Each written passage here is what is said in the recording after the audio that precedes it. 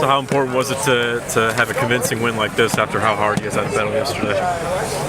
They look convincing when the score's this way, but they don't ever seem convincing when you're in the middle of it. But, Vance was pretty good. He only walked one guy. He walked 6 last time out, so that was encouraging.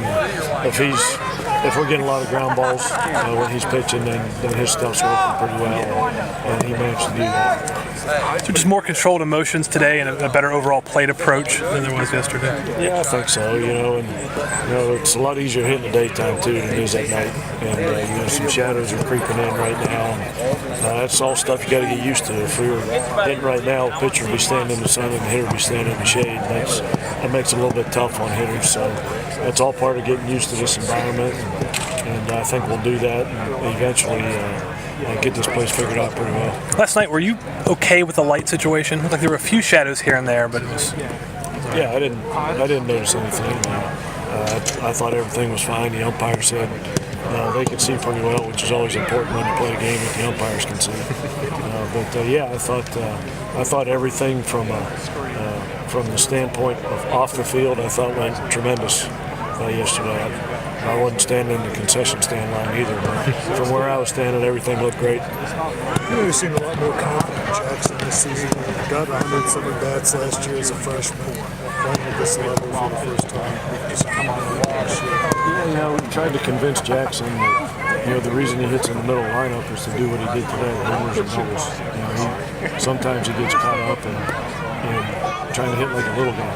We don't want him to hit like a little guy. We'll live with some of the strikeouts.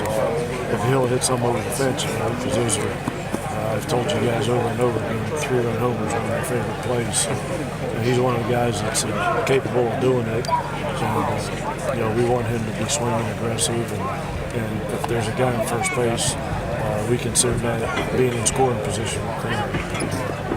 It seems like Kyle Davis, when he gets his pitches, he doesn't miss. He does something. Yeah, he's maturing as a hitter. He went up there his last couple of times and sat on particular pitches on the first pitch in the count. And that's what good hitters do. He hit a fastball the first time up for a homer, and the next time up he sat on a changeup first pitch.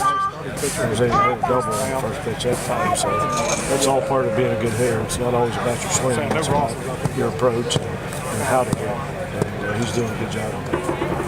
That's what you see from Vance today. It didn't really seem like there was a whole lot of really solidly hit balls off of the ratings. That's what Vance does. He doesn't throw anything straight. If we're getting a lot of ground balls, our infielders are making a lot of plays, then Vance is doing his job. He's not a huge strikeout guy. He can get some, but he's a ground ball guy on this field with the defense we play. That's to our advantage. If they're hitting a lot of ground balls, These competitive pitchers, they always want to finish what they started. I know you would like to finish it. Yeah, he wanted to finish. He threw a complete game at Kansas State last weekend. He wanted 2 in a row. I wouldn't want a pitcher that did not finish the game.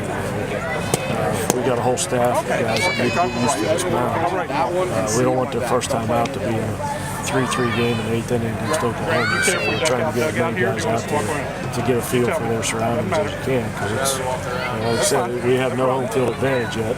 Those guys have to get used to the environment, and we've only thrown, I think 4 pitchers now in 2 games, so we've got a whole stable full of guys that haven't stood on that rubber yet, so we're trying to get as many guys out there as we can. You got this type of crowd, it'll make it easier for that transition to a home field advantage, right?